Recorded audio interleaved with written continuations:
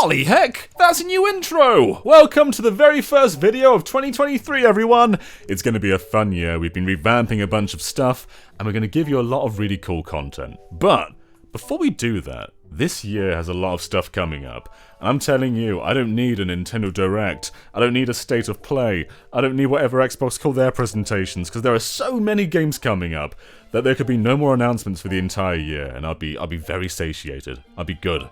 I'm fine. So, I'm going to talk about 50 different games releasing in 2023 without any cuts. We're just going to talk about my passions, there'll be no edit points. Let's just go for it. This one is obvious. One of the biggest games of the year. The Legend of Zelda Tears of the Kingdom. We know very little about this game. All we know is that there's the sky. We know that part of the overworld from the bottom on the ground is reused from the first game. We know Link's got long hair. We know the Master Sword's cut in half. But in terms of gameplay, and what makes this innovative compared to one of the most innovative games of all time, there's a lot of unknowns and mysteries. And I think I'd like to know more, but at the same time I'm very happy to go in completely blind and just fall in love with this game on my own merits. So not much needs to be said about this one. Tears of the Kingdom, one of the biggest games of the year. Now the next game technically doesn't have a 2023 date. I want to avoid any ambiguity with any of these entries, but I feel like it's coming. Dragon Quest III HD 2D. News is coming soon, we know it's releasing worldwide, and it looks like the pinnacle of what this art style can achieve. Octopath Traveler came along in 2018, and it was a great game. And I think it was a beautiful game too. But looking back, there's certain parts like the depth of field and some of the effects going on that are perhaps a bit too strong. And with games like Live Alive, they've really remedied that. But Dragon Quest III HD 2D, beautiful. And my first exposure to this game was the mobile port, the Switch port of the mobile port. I fell in love with it, but it wasn't the best presentation, so I can't wait to play this game with a presentation that it deserves. Next up though, Pikmin IV. The Pikmin series has had it kinda tough in its life. I mean, Pikmin 3 was originally a Wii game that was pushed to the Wii U and sort of remade for that system. And that was 10 years ago. That was 2013, I believe. It's been a decade since the last Pikmin game. And while we don't know that much about Pikmin 4, we got a little teaser about it. The camera's closer to the ground. It seems like it's going to be a big departure in terms of gameplay and how you move around. And I can't wait for Pikmin to have another shot. But our next game, we're going to continue this Nintendo wheel right now. Fire Emblem Engage. It's like 2 weeks away. And it's a whole new Fire Emblem game, a whole new mainline Fire Emblem. That has a new setting, new characters, new story, but it's pulling in a lot of nostalgia. You can recruit and bring in characters from series past, and it's something that we've not really seen in a console game before. Fire Emblem Heroes, I guess, is the closest comparison, but we're going to see characters that haven't had their 3D debut yet in a mainline game, and they're going to be front and center in Engage. And I think the focus is definitely still being on telling a brand new story, but it's great they can sort of merge the fan service in with a brand new game. And our next one is something Ash Paulson is very excited for. Theorism Final Fantasy. Man, I never thought we'd get another one of these. The 3DS games were so special. If you're a fan of rhythm games, you should play these, but any fan of Final Fantasy, or Square Enix at large, will have a field day. Because with this one, it's not just Final Fantasy music. There's also Nier, there's Saga, there's Live Alive, there's a big pool of big Square Enix franchises. And yes, some of it is DLC, but I think even if you ignore all the digital bonuses and digital deluxe, I think there's enough in here to warrant it being a very complete package. And I cannot wait for more Theorism. Now, I've included this next entry as just sort of one game, because they're two very big different games, but Persona 3 Portable and Persona 4 Golden. It's still bizarre that Persona is now a multi-platform franchise. I've been playing through Persona 5 Royal on Switch, and I never thought we'd get to this point. It's bizarre. But yeah, Persona 3 Portable, finally getting another shot. And Persona 4 Golden, my favourite in the series. I love that small town vibe, making friends with everyone. It's the jolliest murder mystery of all time, and I can't wait for more people to play it. This is coming to all platforms, and it's bizarre that it's taken up until this point for Persona 4 Golden to come to PlayStation 4 and 5. I mean, it was a Vita game, came to Steam, but finally every platform gets 3 and 4 and 5. But yeah, very soon. I think that's like 2 weeks away. Gah! Now, this one is another one that the platforms were always bizarre to me. The Final Fantasy Pixel Remasters. From the very moment that these were announced, I wanted to play these on Switch. They were announced on PC and Steam, PC and Steam, PC and mobile, way back in, I think it was announced in 2020 and released in 2021, and 6 was like 2022.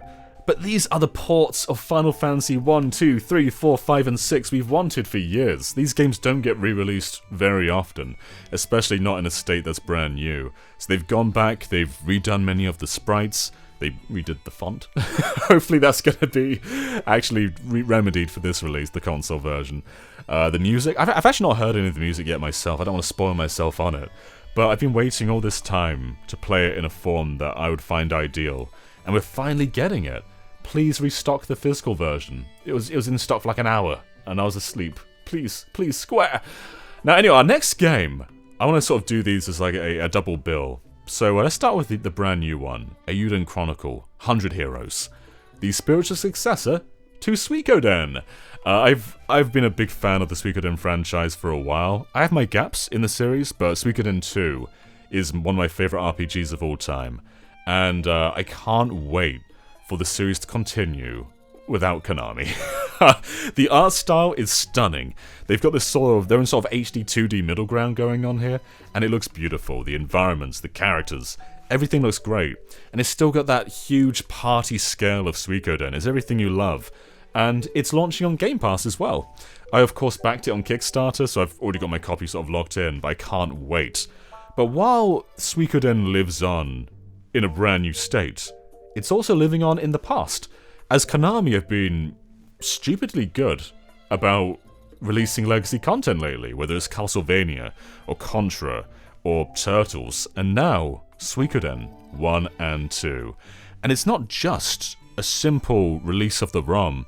They are giving us, something I've wanted in most remasters, which is both a remastered version and the original version. Because I think when you have the original alongside a remastered version, you can appreciate what they're doing.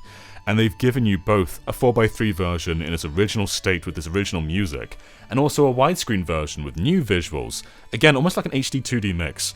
And sound effects that are brand new, and music that's brand new. So they have gone and both given you the original version of Suikoden, and a brand new one. And I've never played Suikoden 1, that's one of my gaps. So I can't wait to finally play this, because they're very rare on the original PlayStation. And hopefully, if we buy 1 and 2, if enough of us do it, we'll get 3 and 4 and 5. So I cannot wait for this. Now, this game is perhaps Game of the Year material. This is the Plucky Squire. This was revealed during the Game Awards, I believe. And it is done by James Turner. And if you don't know James Turner, he worked at Game Freak. He was a character designer for Pokemon Sword and Shield. He was the director for Harmo Knight, so he definitely has a great legacy behind him. And he's left Game Freak to do his own thing, and the Plucky Squire is such a charming looking 3D platformer that merges 2D and 3D. So sometimes you're in the storybook world, and you plop out into this big 3D environment. It just looks like everything I loved crammed into one, and James Turner has absolutely earned the benefit of the doubt. I can't wait to play the Plucky Squire. Now this game! Teenage John, if he knew about this game, he would be freaking out. So when I was a teenager, I was huge into the Wii. I'm still huge into the Wii. And I used to watch trailers for every game that wasn't shovelware over and over and over. And this particular one, I remember scouring over in official Nintendo magazine, just looking at the pictures and thinking, I need to play this. I'm talking about Project Zero, or Fatal Frame, Mask of the Lunar Eclipse. This was advertised quite heavily worldwide, but only ended up launching in Japan on the Wii. And for Switch and PS4 and Steam, they're remaking it with many Maiden of Blackwater assets. And what made Mask of the Lunar Eclipse quite special is, here in Europe at least, we actually played a chunk of its core within Project Zero 2 Wii Edition. So they remade Project Zero 2 with the behind-the-shoulder camera of 4 and many assets and sound effects. So I feel like I already have quite a close attachment to the base of this game, and it's always been just out of my grasp. And I can't wait to play this, because for many of us in the West, this is a brand new Fatal Frame game that we've never played. And, you know, the last one was on Wii U, made in Blackwater. It's been a long time. I can't wait for this. And this next game as well, another Game of the Year nominee, is a big contender. It feels like anyway. This is Sea of Stars, a prequel to The Messenger. And what makes Sea of Stars very special is it's not following in the footsteps of The Messenger at all. It's a brand new genre. It's following in the footsteps of Chrono Trigger. And when I say that, I mean that quite literally, because it's got the same composer as Chrono Trigger. Everything about this game looks stunning. The visual design, the music design, the gameplay. It's not just that it's taking inspiration from Chrono Trigger's core.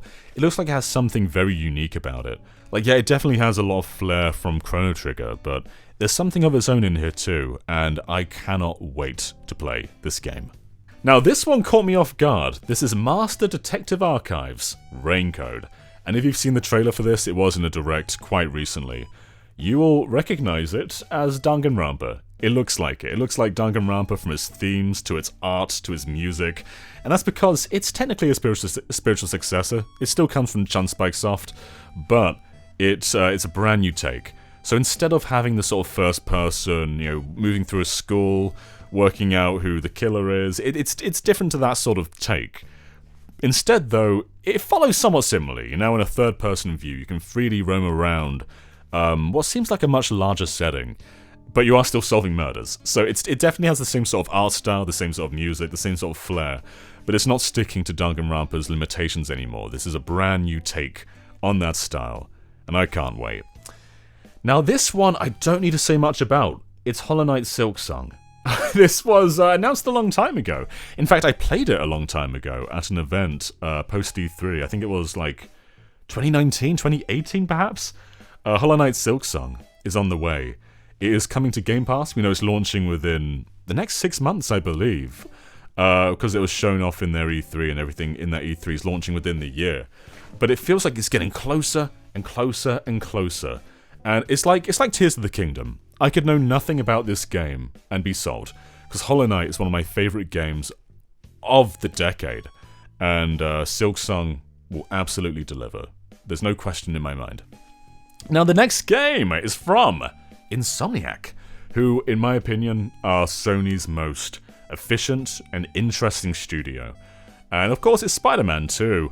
They revealed it with a teaser trailer a few, like 2 years ago at this point, and I think this is another game like Hollow Knight and Tears of the Kingdom, where I don't need to know very much. All we really know is that Miles and Peter will be teaming up to some extent, and that Venom's in the game. But we don't know if it's a brand new New York, if it's a new setting, if they've redesigned the whole map. We don't know much about this game. And I don't think that's necessary to know much. I kind of want to be surprised by the villains, by the story, by the setting. It's one of my first highly anticipated PS5 games, and I'm very excited for this one. And yeah, speaking of the PS5, let's just go on a bit of a PS5 haul right now. So, Final Fantasy XVI.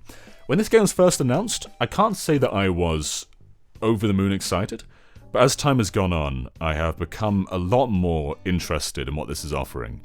Final Fantasy XVI looks like it has that sort of tight relationships that 15 kind of had, but on a much broader scope. And I think it's even deviating from what Final Fantasy's ever been more than ever, because there's no real RPG combat anymore. I think that they've always been moving away from that to some extent. 15 in particular had very real-time action, but this is almost like a hack and slash. It's more like DMC and Bayonetta than it is Final Fantasy, but we've still got a lot of the flair and lore that have always been present in the series. The summons are taking more of a spotlight than any other game in the series, it seems like. And I can't wait to just, get a true PS5 experience, because it feels like not that many games have really been exclusive and taken advantage of the hardware. And this feels like one of the first ones to really do that. It could be one of the biggest games of the generation. Most Final Fantasy games are. So, yeah, very excited! And this game, this upcoming game, I think looks like the most polished game of anything else this year, and that is Street Fighter VI. I'm extremely excited. I was actually really into Street Fighter V. I know it has quite a poor reputation, but I loved the heavy art style. I loved how the combat felt. However, Street Fighter VI feels like it goes beyond the core. Street Fighter V was just the fighting, and you can argue about whether that matters, because fighting games are all about fighting. But Street Fighter VI seems incredibly accessible for your average person and single-player enthusiast. Like whether you are playing through the story mode, making your own character, walking around freely. Like it's more than just fighting. Like fighting's still at the core, but there's so much surrounding that, and I think that's going to make it really big with everyone, not just fighting game fans. But also the brand new characters, the look. It's on RE Engine now, so you've got everyone's sort of been reinterpreted in this new style. We're not following Street Fighter IV's direction anymore. Everything feels bigger and broader and different. And it's truly a next-gen Street Fighter game, and I cannot wait. This will probably be one of the games that sticks around for the whole generation. A big thing. Now, let's move away from PlayStation for a moment and go to Xbox. Xbox didn't have the best 2022. Game Pass carried them heavily, but they didn't really have any first-party releases. But now Bethesda is technically first-party, and they are releasing Starfield. It's been a long time since the last big Bethesda RPG. Fallout 4 was closer to the early days of PlayStation 4, and then Skyrim is just sort of, they've been riding that wave since Skyrim came along. But Starfield is finally coming, and it still looks like a Bethesda RPG in many ways. I'm not sure if the gameplay's really grown that much, but does that matter? Because the scope is truly out of this world, out of this world's. Even, as you're going from planet to planet to planet. Kind of like No Man's Sky, but seemingly in a much more polished and deliberately designed way. Yeah, this is destined for greatness, and it's going to be a Game Pass game, of course, so I can't wait to play this. Now, if you know me, you know Resident Evil 4 is one of my favourite games of all time, and I was very hesitant about a remake. Almost irrationally so. I thought, the game is already so good that remaking it would be a waste of resources, that it would be a waste of the honor. Like, why not just move on rather than staying on Resident Evil 4? However, when they showed it off, I think my perception changed. It became less about trying to replace the original, and more about offering something different in its skeleton. So it's still Resident Evil 4. A lot of areas still look the same. It still looks very identical when you walk out into the village and fight off hordes of Ganados. However, there's a new flair here. You can set fire to a cow. You can parry with a knife. You can parry the chainsaw with a knife. It's a very different look of Resident Evil 4. It's honouring what came before, but it's doing stuff different. It seems like beta elements are in here too. It's a remake that seems to reinterpret rather than redo, and that's very interesting to me. I think if this were just a one-to-one remake, I'd be saying, what is the point of doing this? But now, I'm saying, I'm in, baby. I'm in with what they're showing. Now, in terms of survival horror, we've got a pretty good time ahead. Resident Evil 4 Remake, Silent Hill 2 Remake is coming sometime in the future, and then there's Dead Space Remake, and for many, Callisto Protocol did not deliver. However, Dead Space is one of the best survival horror games ever made. Both Dead Space 1 and 2, a brilliant duology. We don't talk about the third game much, but I'm very excited for Dead Space Remake. Now, unlike Resident Evil 4 Remake, I'm not expecting anything radical. I'm just kind of expecting the original game with a graphical facelift. And for Resident Evil 4, that probably wouldn't be enough. But for Dead Space, I think the IP is kind of starved. It's been a long time since 3, and it's felt like it's been dead for a while. And it's come to the point where I'm just happy to have anything. And Dead Space with modern visuals, I think is going to be delightful. So very excited for this. But sort of coming off that wave though, we've got a lot of remakes, Resident Evil 4, Silent Hill, Dead Space. It's great to live in the past and bring it to new standards. But we can't just keep remaking stuff That's a problem with this industry right now, where we're always remaking things rather than moving forward. However, Alan Wake, after a long time, the first game was a 360 game, but we're finally here with Alan Wake 2. And there's very little that we know about this, but it seems to be diving further into survival horror. And Remedy have grown a lot with games like Control, that I think that they can deliver something really special with Alan Wake 2. So I'm very excited. And speaking of moving on, the HD 2D style has sort of become a catalyst for remakes. It's become, everyone wants Final Fantasy VI remade, or Chrono Trigger remade, or Xenogears remade. But how about brand new games in this style? And they're doing that. They did that last year at Triangle Strategy. But this year, Octopath Traveler 2 is coming. And I always thought that Octopath Traveler was like the kick-off for this style. I wasn't expecting the game to come back. But it's coming back not just as a Switch exclusive, but on PlayStation and PC as well. Which is funny because the first game came to Xbox, but not PlayStation. So I don't know what's going on there. But Octopath Traveler 2. I can't wait to see how they grow with this, because the first game is very good. But there's definitely shortcomings when it comes to grinding and the resolution of the game, as in how it ends up. So I think there's a lot of growth you can do with Octopath Traveler 2, and I'm very excited for this. Another one of my favourite games of all time is Bloodborne. And so when I first laid eyes on Lies of P, I said, that's Bloodborne. And I don't mean that in a bad way. It definitely looks maybe derivative of it in some aspects, but there's also some of his own flair going on. So in Lies of P, you play as Pinocchio. This is a Pinocchio adaptation. And you're going through these very sort of Victorian-looking areas, very sort of steampunk-esque. And it's everything I loved about Bloodborne, just sort of done again in a different kind of style.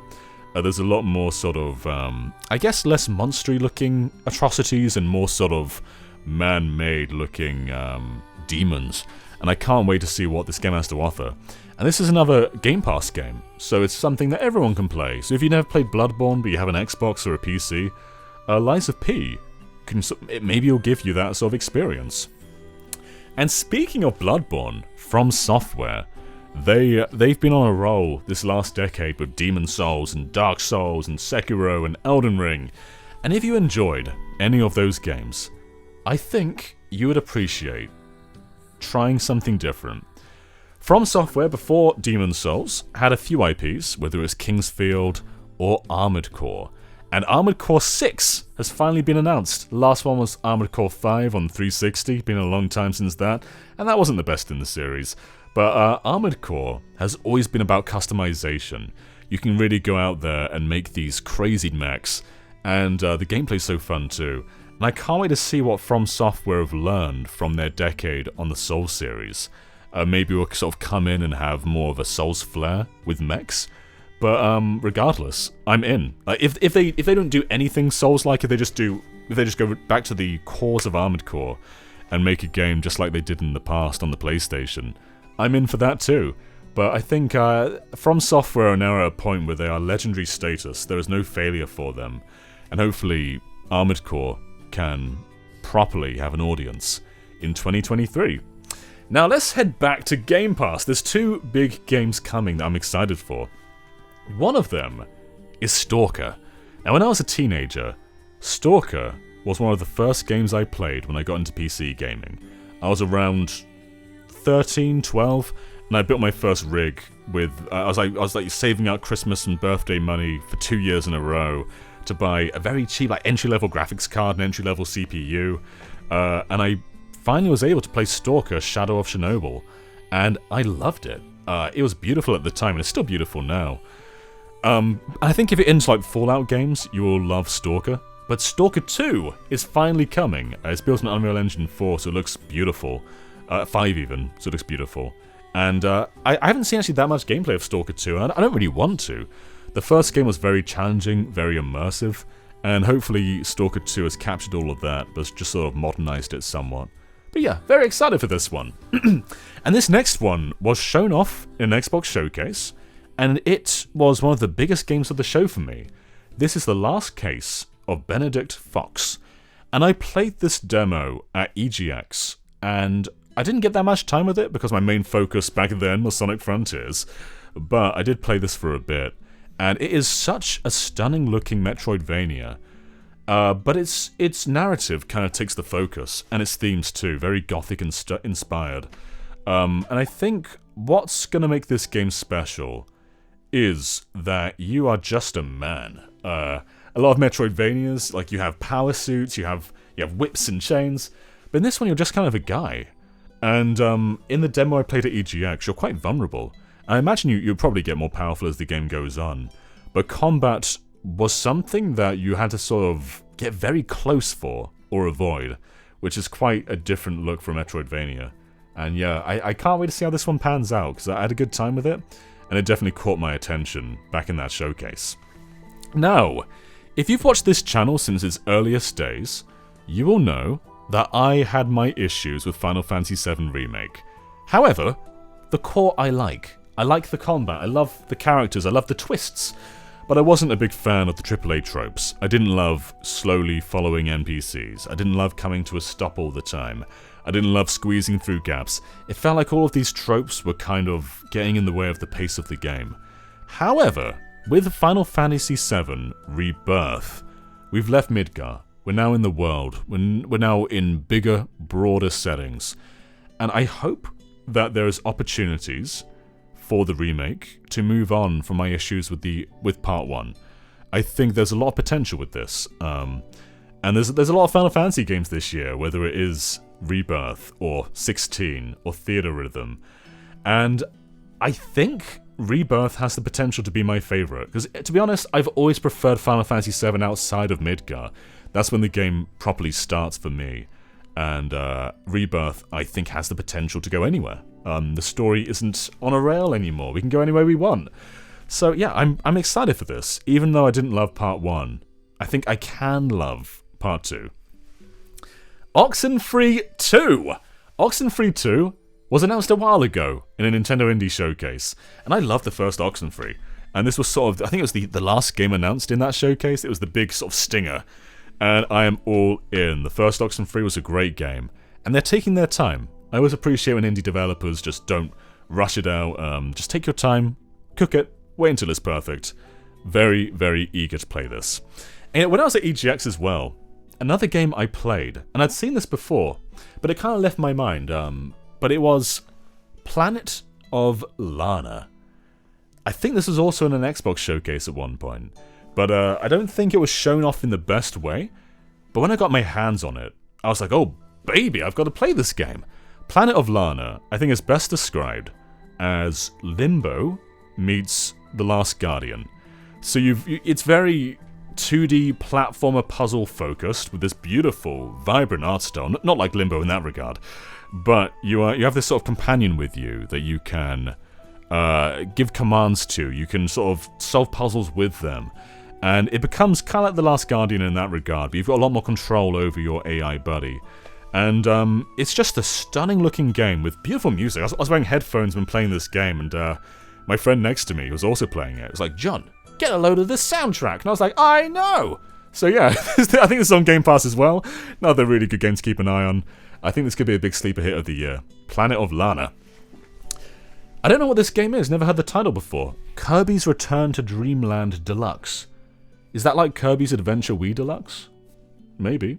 I'm a big Wii fan, as I was saying with Project Zero. And I think Return to Dreamland, while not the most outrageous Kirby game, it's just kind of like a romp through Dreamland. It's a very good romp through Dreamland. And a very great co-op game too. I think Star Allies, I've come around on it more over the years. I still think it's quite generic, but in terms of multiplayer, it was a little bit limiting. Whereas Return to Dreamland lets you truly play the way you want. And I quite like the new art style too. It's gone with a more, everything's more detailed and more vibrant. But it's also got this sort of like outline, almost like a 3DS game, which is kind of funny. But I think it looks really good, and I can't wait for more people to play this game. Kirby, always getting love. Digimon World, Next Order. When I was a kid, my friend with a PS1, I had a Dreamcast at the time, my friend with the PS1 was huge into Digimon. He had Digimon Arena, was it called? And Digimon World. And I used to watch him play Digimon World all the time, and I was so into it. And in my later years, I've sort of come back and been like, hey, I want to play Digimon as well. So I played Digimon Survive, I played Digimon Cyber Sleuth. but I've never played Digimon World myself. And Next Order isn't a brand new game. It did come to Vita in like 2016, and I want to say PS4 in like 2017. But it's coming to Switch this year, and that's how I'm going to play it. So I'm going to finally play Digimon World for the first time. And I'm very eager to. Very excited for this. Now, Bayonetta Origins. I was watching the Game Awards. I was asleep when it was airing, and I watched it the night after. And during this segment, I was looking at the live chat archive, and they were all like, "Oh, what the heck is this? Why does it look like a baby game?" And I was floored, because I thought it looked great. I thought it looked like Platinum returning to Okami, the sort of clover roots of their studio. It looks like a great game. I think there's a lot of potential for a slower, puzzle-focused Bayonetta, and especially in this cute style. I know it's very against the sort of mature angel slamming of most Bayonetta games, but I think exploring the character and offering a new gameplay style could be really fun. So I'm really in for this one. Now, Metal Slug Tactics. I've always wanted to try this. It got delayed, unfortunately, until this year. But it looks gorgeous. It's the Metal Slug sprite work that we all know and love, but in this brand new tactics style. And, you know, it was kind of a tough year for tactical RPGs last year. We had a bunch of them coming, like Triangle Strategy and Digimon Survive. But then a few slipped into this year, so this was one of them, and I can't wait to play it. But another one was Advance Wars 1 and 2 Reboot Camp. Technically, we don't know if this is a 2023 game. It was very funny. Back in April of 2022, a woman's preload went live because the game was finished and it was available for preload, and she was very lucky to actually get the game. And she posted videos and pictures of her playing it on Twitter, and then eventually Nintendo revoked her access to it. But it's been done for a year. WayForward made this game. They pushed it out and finished it a year ago. But because of the events of the world, it's just been sitting on a shelf. Now, I can't tell you if this game is going to release this year. It could sit for another year. It could sit until 2025. I don't think they'll cancel it. I think there's too much of a bond with WayForward to cancel their work. But I can't tell you that it's officially coming. So our next game is Bomb Rush Cyberfunk. This is Jet Set Radio. There's really no way to sugarcoat it. It even has the same composer as Jet Set Radio. Very similar art style, very similar gameplay. And I guess Sega don't have much interest in doing a new Jet Set Radio, so why not let someone else do it? Especially when it carries the flair so closely with even the same sounding music. I'm all for it. This doesn't have to be anything ambitious, just give me a new Jet Set Radio, because it's been so long since Future. Now, Brace Yourself Games have given me no room for doubt. I love Crypt of the Necrodancer. I adored Cadence of Hyrule. For some reason, that doesn't get talked about much. It's a very underrated Zelda game. But Rift of the Necrodancer, a brand new spin-off coming this year. Rift of the Necrodancer is very different to Crypt. So it's no longer a roguelike dungeon crawler. It's now more of a traditional rhythm game. In fact, it's very like Rhythm Heaven. There's a lot of Rhythm Heaven looking mini-games in this. And there's also some sort of Guitar Hero-y looking rhythm combat sections, but it's got that mixed in with mini-games. And if you're a Rhythm Heaven fan, I think you're probably already sold on this, but yeah, I think this looks great. The art style looks great, the voice acting, good as always. Very excited. Now, Disgaea 7. I wouldn't call myself a hardcore Disgaea fan. I've only really played a few of them. But I have been with the series since the very first one on PS2. And my friend is very into it. He's played every game in the series. I've played 1, 4, and 5. So I've got gaps. But Disgaea 7 is really catching my eye. The series has always been about sort of pushing the limits of your character growth. Like giving them extreme levels and making them do crazy damage. And they've kind of amplified that by letting you grow your characters to like monstrous sizes. I think this is just taking Disgaea to an extreme, and I'm pretty excited for this one. I'm definitely going to jump in. Now, Blanc, I think it's pronounced, maybe Blanc, I think it's Blanc. This has been showcased twice, I believe, in Nintendo Indie presentations, and it's such a gorgeous looking monochrome game. It's a co-op adventure with like two little, I think one's a deer, one's a dog, and it looks so special. Every time it's been shown in these presentations, the whole GVG crew, it's like, yeah, we need this game. This seems like one of the big indie highlights to keep an eye on. A brilliant co-op puzzle-solving adventure that I really want to give a go. So hopefully, I think this one comes out in like a month? So for sure, I'm going to be there for this, no doubt. Konami keeps surprising me. They keep pulling out more and more games from nowhere. But here is Bomberman R2. Super Bomberman R2, I should say. I was actually quite a big fan of Bomberman R. During the Switch launch period, this was my secondary game next to Breath of the Wild. And I played online a ton. It definitely had its problems, but it was a really fun game. The story mode was great, the online was fun.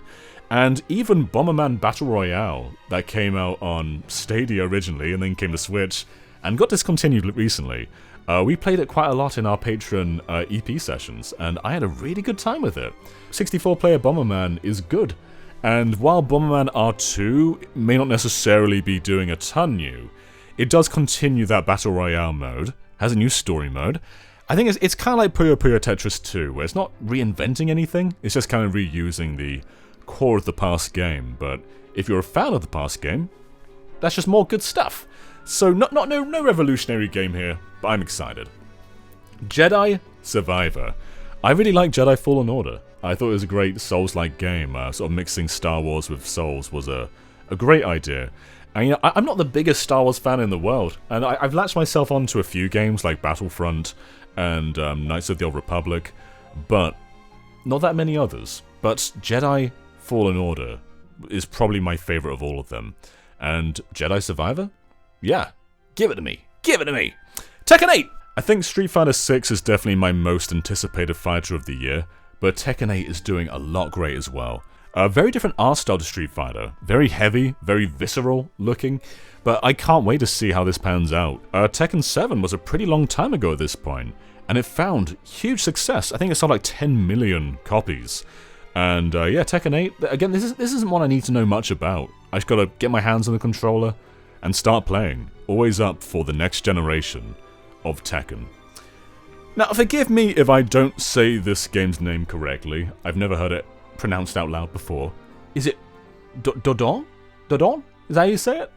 Here it is. Let me know how it's pronounced. So this looks absolutely stunning. I'm a big fan of drawn, pre-rendered backgrounds with sort of 3D models on them, almost like Resident Evil or old Final Fantasy VII on PlayStation. I love this style. And when it's done in a modern era, like with Shin-Chan, and you don't have the limitations of the PlayStation, you can just get these stunning looking, uncompressed environments. It is beautiful. I think if this game had no gameplay, and I just ran around this world, just appreciating it, I'd still buy it. I'd still be into it. But it has a lot of like adventure game elements in there too. But yeah, this on art style alone, this has my attention. Like, I'm grasped by this game. It's got me. Pepper Grinder. Pepper Grinder takes an ability from Ori and the Will of the Wisps that I loved, where you just sort of drill through the environment and just kind of like swirl through it, leap in and out, and it's made a whole game out of that. And by the way, Devolver Digital have not missed. Like they just put out quality stuff all the time. And again, like this is a mechanic that I thought was so clever in Will of the Wisps, and maybe underutilized. And so the idea to make a full game out of it is one that I'm fully behind. But Devolver have a few games coming out this year, and another one is Gunbrella. So, if you've seen, like, Kingsman, you'll know the gun umbrella. You can sort of protect yourself when the umbrella's out, and you can sort of shoot a shot, if not. And the developers behind this have made such a cool-looking art style. Everything is so detailed, and I love the look of it. And I love, too, the versatility of using the gunbrella. Like, you can use it to defend yourself and shoot, but you can also use it to sort of, like, hook yourself on a rope and swing down. Like, there's so much innovation going on with Gunbrella. And to be honest, this might be one of my most anticipated games of the year. I'm really looking forward to this one. 2 different Ys games were announced. So I'm going to be ambiguous with this one because I don't know which one will be localized. I hope one of them will be. But Ys 10 is coming this year. A brand new Ys game. It's coming in Japan, so I doubt this one's going to be launching in the Western world this year. However, there's another Ys game. Forgive me if I say this wrong. Ys, The Oath of Felgar Memoir. So this is Ys 3 from the PlayStation Portable. And after all this time, they're porting it again. It's coming to Japan for the Switch in 2023. And seeming as it's already been localized on the PSP, you'd think this would be a very easy game to bring to the West on Switch. So I have pretty high hopes that this is coming this year. I don't think Ys 10 will, but yeah, this remake? Absolutely. I think this has a high chance of coming. Now, one game that was announced during the Game Awards was Crash Team Rumble. This was rumored and leaked for a long time as, what was it called? Crash Wumper League, that's what it's called. And I still don't have a great idea of what this is going to be, but I'm always in for more Crash. Especially Crash spin-offs. Now, this seems like Crash Bash 2 in many ways. It seems like we'll have teams of both heroes and villains, and we're going to be put against each other to get as much Wumper as... I don't quite know the basis of the game, but it's Crash. I'm always up for more Crash.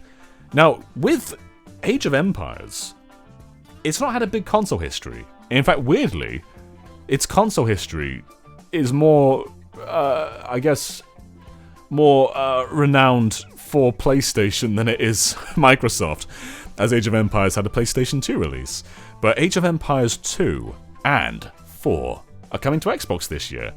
And I've not played Age of Empires 4 myself, I'm pretty eager to do that. But I have a big history of Age of Empires 2. And with the Xbox version, I imagine you can use a mouse and keyboard if you want to. But I'm pretty curious about how they're going to map it to a controller. But yeah, this is just a nice cozy game to come back to after all these years. And yeah, it's nice that there's an Xbox after all this time. Now, Slither Head. Slither Head is another game that maybe isn't coming this year, but it's been in development for a while.